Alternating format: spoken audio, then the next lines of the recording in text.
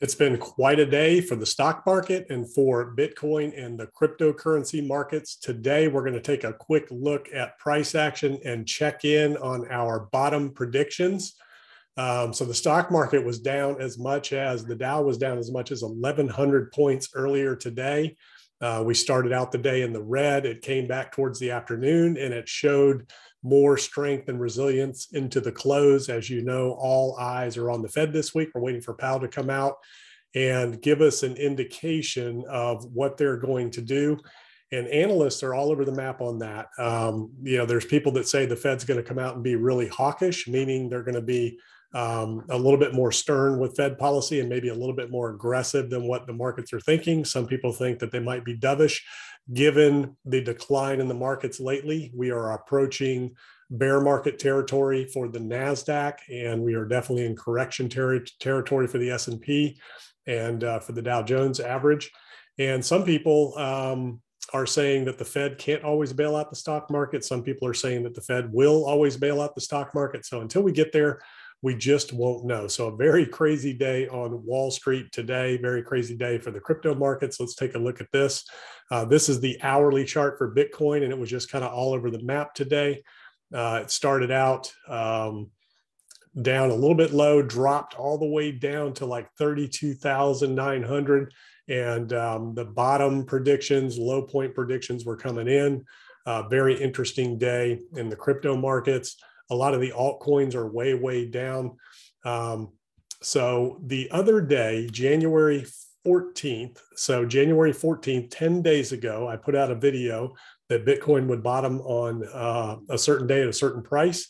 And let's check in on that. So what I did was I just kind of stumbled across, I was looking at the death cross, and I kind of noticed that from the peak of the last high, $64,000 high, to the day of the death cross, it was the same exact amount of days from the peak of our most recent $69,000 high to the point of the death cross. It was the exact same number of days. So I just found it kind of interesting. I said, well, if that's the case, how many days was it from the death cross to the bottom in the last, June, July, that July bottom?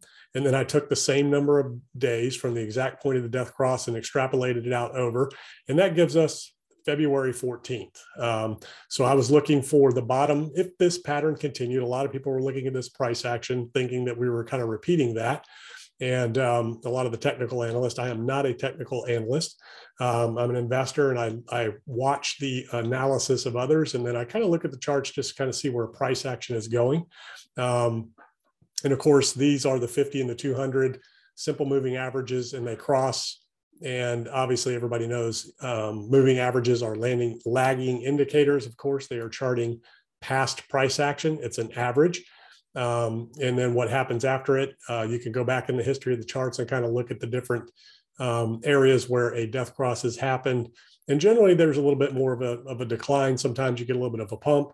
But anyways, so then I took where the death cross happened, and from that point down to the bottom of the July bottom before we had that retrace, and that gave me the $36,000 range from where I assumed the low close was on the 14th, which was basically, I think on the 14th, we ended up closing at 42,975.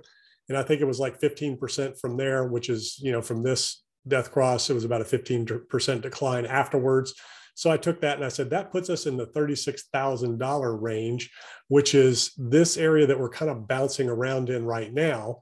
And, there's a lot of confluence there. That's your major market structure right there that Bitcoin is currently testing. And if it holds, then we can expect the retrace.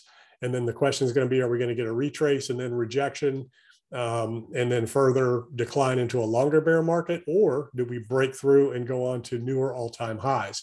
And a lot of that will depend on what the Fed does, what the stock market's doing, and what the economy looks like as a whole.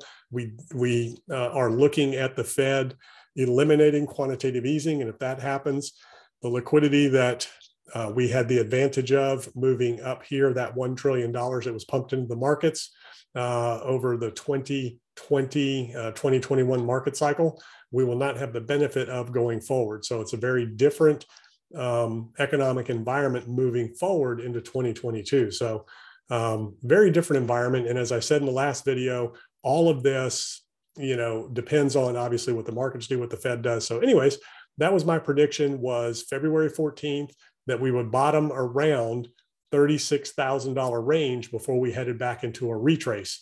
And when I say retrace, again, I just mean, what a typical retrace looks like, which would be the Fibonacci retracement level of a 618 to a 782 from the previous market cycle high to the low. And if the low ended up being 36, well, right now it's 35,000. So the 618 is right around 55,000 to the 702 is 60. So it's in that $55,000 to $60,000 range that we could potentially see a retracement into. Whether it'll make it there or not, we don't know. Could be the 40s, could break through and go higher. Nobody knows. There's really no way to predict that, especially given the current environment with Ukraine and the global outlook, inflation, the Fed. There's just a lot of things going on in the economy right now that can make a huge difference. But what's interesting is, like I had predicted, what I had predicted was the $36,000 range right now.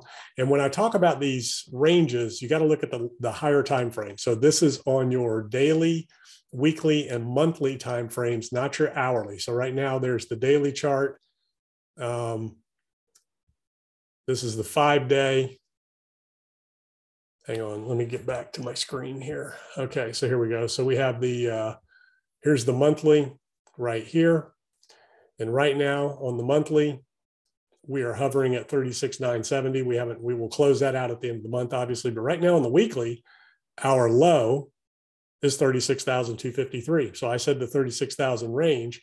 Our monthly low right now, or our weekly low right now, is 36,250. And we're currently trading around 37,000 right now. Bitcoin's kind of come back today. It had a low. We'll look at that in a minute. But right now, our weekly close was above 36,000. And our daily low right now is 35,000. So I was targeting the 36,000 range right now. If we continue, if this is the bottom, we bounce around and we continue into the retrace from here, then our bottom currently for the retrace of the cycle is 35,000. Now, I had said, based on that death cross, what I was targeting, if it took the same amount of time to consolidate before we retraced as it did over here, that would put us into the February 14 timeframe from the point of that death cross. We had a much shorter consolidation here from that drop in this mid-cycle here of the September of last year. This was only basically 1, 2, 3, 4, 5, 6, 7, 8, 9. It's about 9-10 days right here. And so far, if this is going to be our bottom currently, we're only 3 days into it. We're only in our third day. And we did get down to 32.9 today. Earlier, we got as low as 32,900, and then we've gone as high as 37,457. So when you look at the hourly, a lot of price action going on in that hourly range that we're trading in right now, which is now 37,000 to 32,000. Before, we were looking at 34,000 to 36,000. That was our previous trading range. Now that's expanded. So if this turns out to be the bottom, and we could dance around in here in that 33, 34, 33 now is our low, 33, $33,000 range into the $37,000 range. We could bounce around in there for a few days before we start moving upwards. And I don't think we're going to see anything significant until Powell speaks. And if he comes out hawkish, we might see some more downside, and we might test some of these lows, and we might set a lower low than that 35,000. If he comes out very dovish, very soft on policy, Fed policy, in other words, we're not going to raise rates as high, as fast, as hard as we thought. We're not going to, ease up on the liquidity as quickly as they had indicated.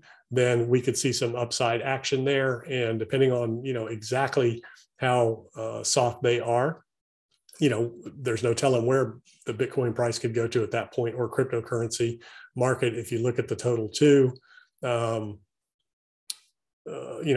market right now. Well, let's look at the total too. So that excludes Bitcoin and the total 3 excludes Bitcoin and Ethereum. So this is the total altcoin market here.